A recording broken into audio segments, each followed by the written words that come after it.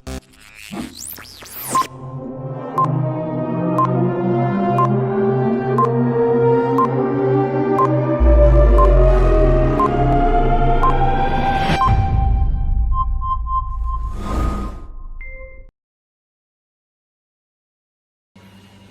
Assalamualaikum warahmatullahi wabarakatuh. Sampai berjumpa kembali dengan saya. Kita akan membahas tentang variable valve timing intelligence. Ini merupakan pertemuan ke-6 dari yang sebelumnya. Di pertemuan kelima kita membahas tentang electronic fuel injection, yang mana dari dua topik ini itu adalah merupakan teknik-teknik di dalam suplai bahan bakar maupun target pencapaian fuel consumption, torsi dan lain sebagainya untuk menjadi lebih baik di dalam sistem kerja di engine, terutama di mesin gasolin.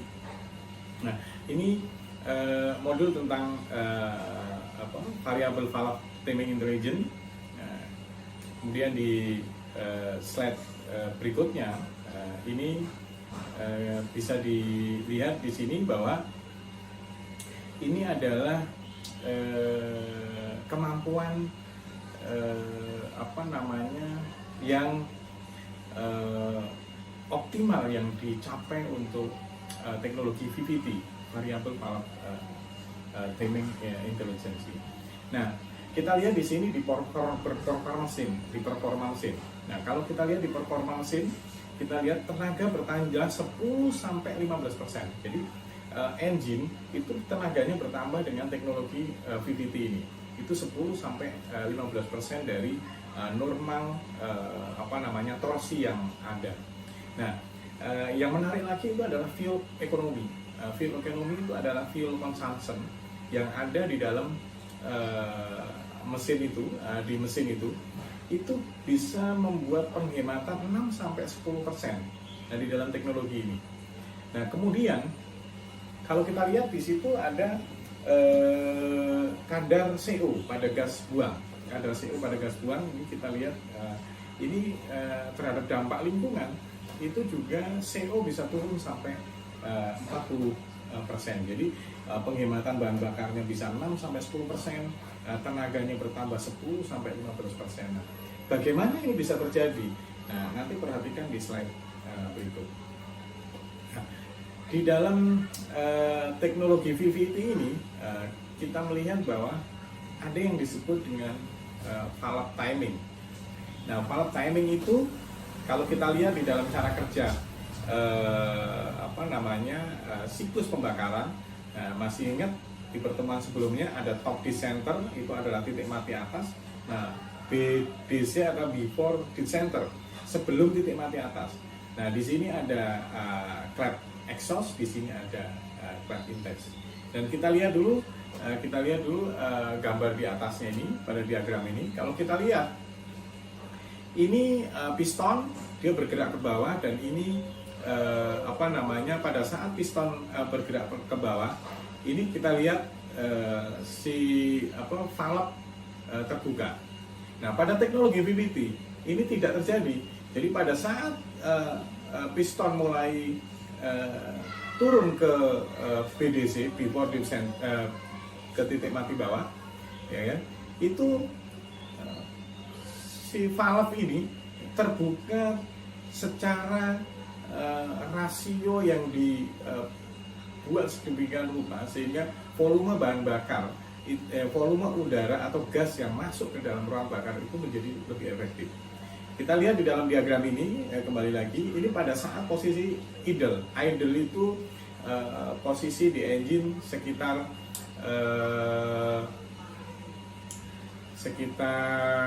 kalau di mobil bensin itu sekitar 500 RPM lah, sekitar segituan. Kalau di mobil diesel itu cukup tinggi RPM-nya, bisa sampai 700 idle. Nah, kita lihat posisi idle, itu kita lihat di sini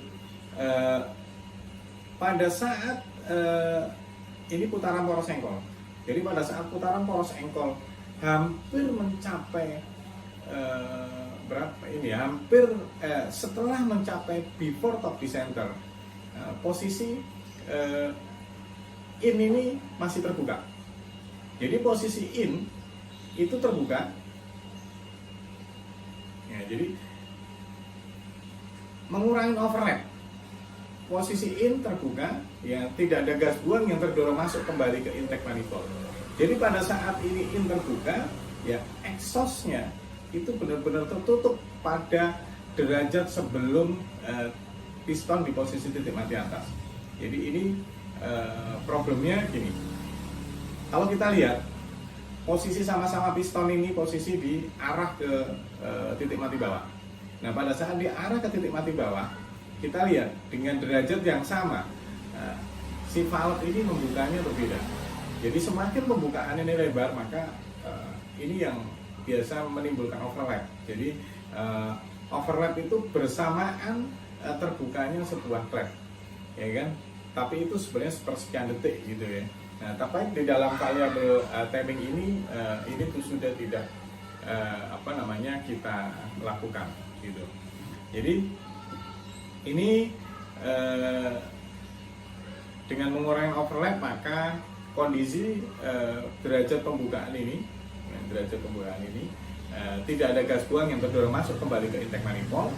Kemudian pembakaran akan stabil karena tidak ada gas buang yang masuk ke intake manifold.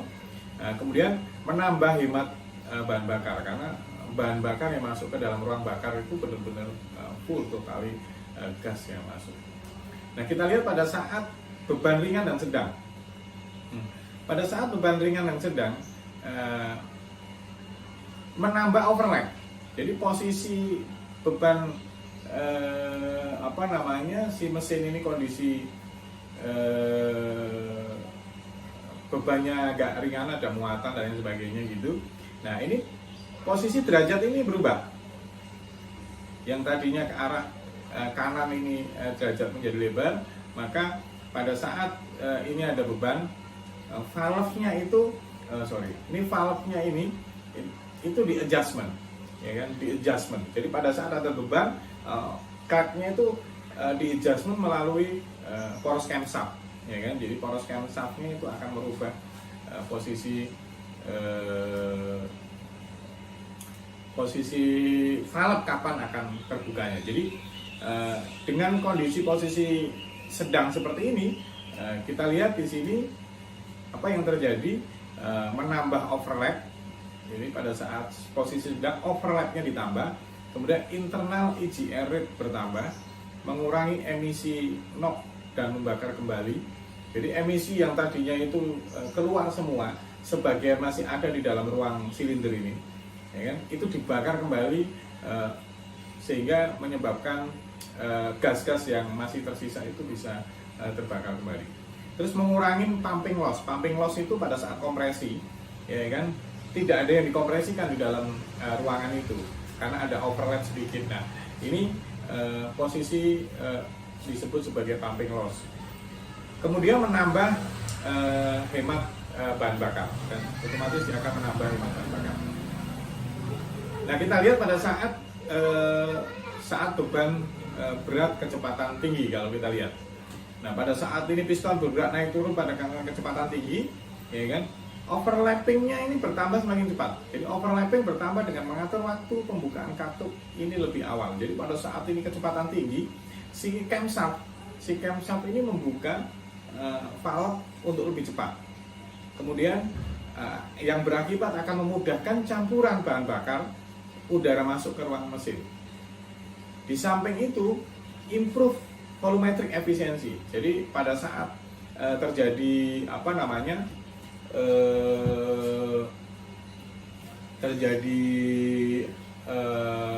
campuran udara bahan bakar ke dalam mesin yang begitu cepatnya, ya kan, justru volumetric efficiency bisa tercapai dengan sendirinya. Terus improve output. Jadi pada saat kejadian seperti ini, itu akan menjadi improve outputnya itu akan bisa lebih baik. Nah, kita lihat lagi ada slide berikutnya, ini adalah VVT control. Jadi kalau kita lihat di dalam VVT control ini, jadi semua mekanisme tadi, cara kerja tadi itu nanti ada namanya disebut sebagai VVT control. Nah, VVT control ini kita lihat itu semua dikendalikan oleh electronic computer unit.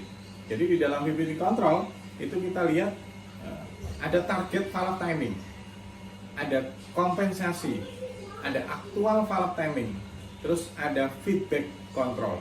Nah, target valve timing ini disebut OCF, ya kan, kalau di dalam sensor itu.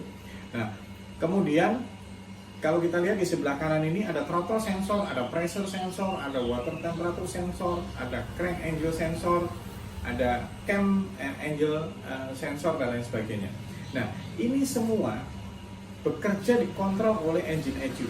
Jadi semua yang di sini, ya kan, itu adalah based on ECU engine ini. Nah, throttle sensor yang kemarin sudah kita bahas di EV, apa itu fungsi throttle sensor, ada pressure sensor, ada water temperature sensor, ada crank angle sensor dan lain sebagainya, sama cam angle sensor, dan itu kita tidak akan bahas lagi di sini karena ini adalah teknologi yang sebenarnya hampir sama, cuma bedanya dia memposisikan camshaft. Nah, kalau kita lihat nih, kontrol VVT itu ada di camshaft yang tadi. Kalau di EV itu tidak ada camshaft dilakukan adjustment secara otomatis. Jadi di sini kalau kita lihat di sini ini ada ilmu hidrolik juga. Jadi pada saat camshaft ini berputarnya camshaft itu kan berputar 180 derajat. Kalau crankshaft itu berputar 360 derajat. Nah, camshaft dengan berputar 180 derajat, dan camshaft itu ada cam yang disebut cam itu kan sudut cam. Jadi ada semacam ini, ada sudut cam itu semacam kayak benjolan gitu. Nah, semacam kayak benjolan. Jadi kalau dia arahnya berputar ke sini, dia akan posisi ini klep terbuka, ya kan. Nah, pada saat dia berputar ke sini, klepnya akan tertutup. Nah, itu begitu seterusnya di dalam proses ini. Nah, tonjolan-tonjolan ini, putaran dari camshaft ini itu diatur oleh yang disebut kontrol VVT ini. Nah, ini secara teknik hidrolis yang ada di sini.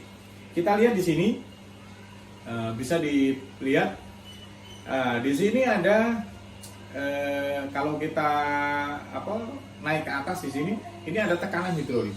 Saat mesin hidup, ya kan, kemudian ada lock pin, terus ada tekanan gas saat mesin mati. Jadi pada saat tekanan mesin hidup, ini dia akan otomatis melock pin, bagaimana dia akan bergerak naik turun si camshaft ini untuk untuk membuka dan menutup valve berdasarkan beban, ya, dengan varian beban, ya, mulai dari idle sampai dengan beban sampai dengan kecepatan tinggi. Semakin tinggi kecepatan, dia akan berubah cepat kontrol VVT ini. Kita lihat di sini posisi maju. Jadi pada saat putaran mesin, dia berputar mesin, putaran mesin selalu searah jarum jam. Putaran mesin, ya kan, kita lihat posisi kontrol VVT. Ya kan? Nah, posisi kontrol VVT ini,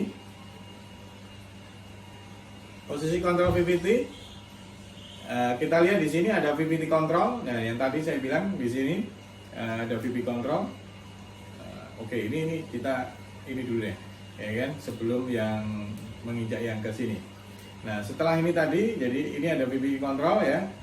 Kemudian slide berikutnya, kalau kita lihat di dalam oil control valve, ya istilahnya, ya, di dalam ini camshaftnya, ya kan. Nah, di sini ada 10 valve, ada drain, ada pompa, ada drain lagi, jadi advance chamber, ada retreat. Ya. Nah, ini sebenarnya sih posisi camshaft, posisi di dalam mesin, ya kan. Dan di sini itu adalah ini tadi, yang di sini ini itu adalah gigi ini. Gambarannya seperti itu. Nanti akan lebih detail kita lihat di video VVT nanti, ya. Kita akan lihat di video VVT nantinya. Mungkin kalian bisa mencerna. Tetapi ini secara basic teori, kalian harus paham bagaimana VVT itu bisa menggerakkan klep yang perlahan-lahan, bahkan pada idle, beban rendah maupun beban kondisi fix atau posisi tinggi. Nah, kita lihat di sini putaran mesin adalah searah jarum jam. Nah, ini tadi ini itu adalah gambaran dari ini, gambaran dari sebuah ini hydraulic pressure chamber itu adalah ini, ya kan. Nah, putaran mesin itu berputar searah jarum jam. Nah, pada saat posisi dia berputar arah jarum jam, kita lihat, ya kan, pada saat posisi normal ini posisi maju ya, posisi maju, posisi mobil itu maju, posisi mobil maju dengan posisi normal, ya kan, oli-oli yang ada di sini itu tidak menekan, posisi dia tidak menekan, artinya dia tidak menekan, tidak menghubungkan ke valve-valve yang secara automatically akan terbuka dengan menghilangkan overlap tadi.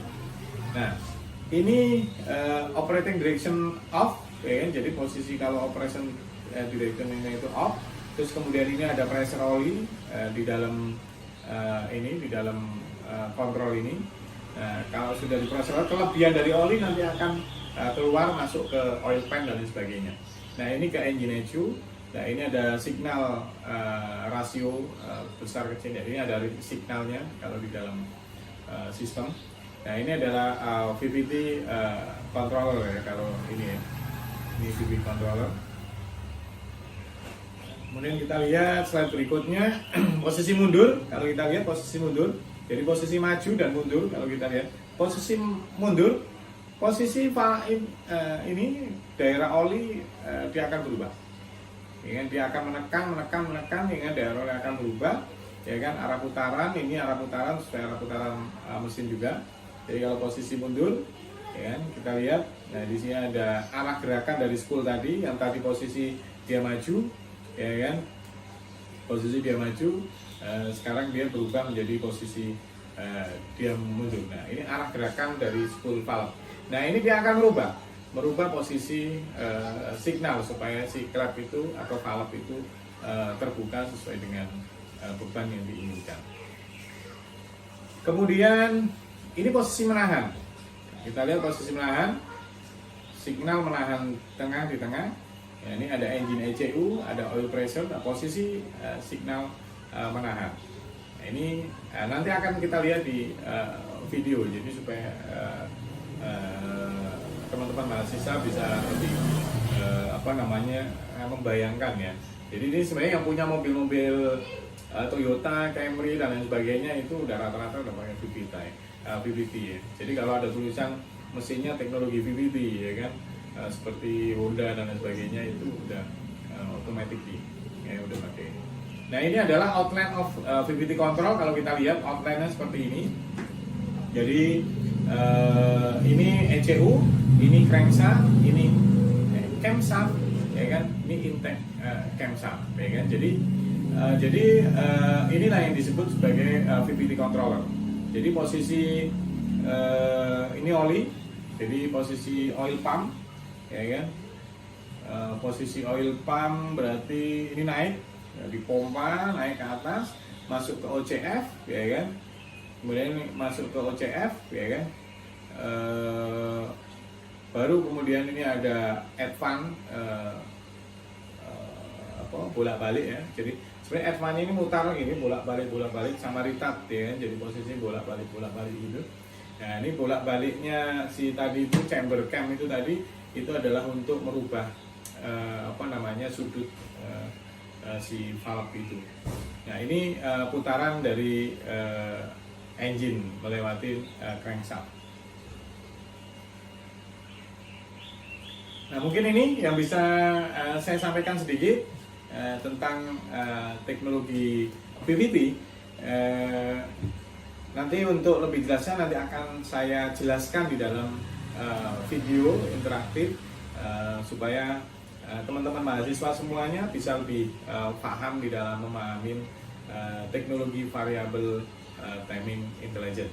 Tetapi sebelum kita akhirin, kita akan lihat ada sebuah buku karangan judulnya adalah The Motor Vehicle. Jadi The Motor Vehicle ini kita lihat dia juga membahas tentang variable valve timing VVT itu di halaman 89 ya. Ini karangan, jadi sebenarnya ini sebuah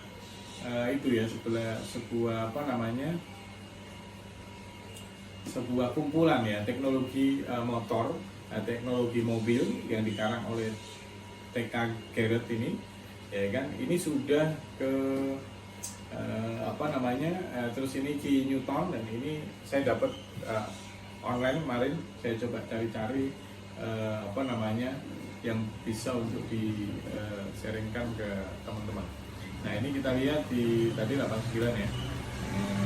Coba kita lihat. Nah ini teknologi VVT ya. Nah teknologi VVT sejak 1880 ya kan, hampir 800 paten itu dikeluarkan. Jadi sebenarnya VVT ini orang sudah mikir banyak, kita masih belum paham tentang teknologi ini secara khusus. Nah ini sudah 800 paten itu dikeluarkan tentang bagaimana sih supaya mencegah overlap itu. Nah ini di sini juga disebutkan. Ya, nah teknologi VVT, VVT itu secara general menggunakan in one of two ways. Ya, jadi melakukan variabel perbandingan masuk dan keluar, ya kan, itu secara bersamaan dengan dua variabel valve ya, in dan x gitu ya, gitu. Jadi itu sebenarnya variabel VVT ini kalau nanti saya mau saya mau capture, nanti kita akan masukkan di dalam modul juga supaya kalian bisa mempelajari secara detail tentang ilmu VVT secara engineering. Nah ini ada advantage-nya, jadi kelebihannya yang tadi saya udah bilang. Nah orang luar negeri itu juga bilang bahwa ini CO2-nya dia akan increase ya, atau turun ya kan. Emisinya dia akan turun secara fantastis. Berikut ini adalah cara kerja teknologi VVT yang biasa diaplikasikan di beberapa kendaraan Toyota dan pada umumnya lah Honda dan lain sebagainya. Nah, variabel valve timing ini kalau kita lihat bisa lihat di situ di controlling timing engine, itu bagaimana mekanisme engine dengan RPM yang tinggi maupun dengan posisi idle itu camshaft-nya itu bisa berputar sesuai dengan kebutuhan. Nah ini kita lihat itu camshaft-nya itu berputar. Jadi kalau kita lihat di housing hidroliknya itu, ini mampu berputar sesuai dengan kebutuhan yang diinginkan oleh konsumsi engine itu sendiri. Jadi di situ ada lock yang warna kuning tadi. Nah ini ada lock. Jadi ketika oli bekerja, nah ini posisi ngelock seperti itu. Nah, inilah secara umum prinsip kerja dari VVT di engine ya, gitu. Nah ini kalau kita lihat membuka dan menutupnya klep itu mampu dikontrol betul oleh teknologi VVT. Jadi kalau kita lihat pada saat ekspansi, pada saat kompresi dan lain sebagainya, itu mampu mengatur bagaimana valve atau klep itu bisa semaksimal mungkin untuk membuka dan menutupnya. Nah kita lihat itu locknya yang warna kuning. Nah itu bekerja berdasarkan hidrolik tekanan oli. Nah ini cara kerja dari VVT yang banyak digunakan pada teknologi-teknologi terbaru.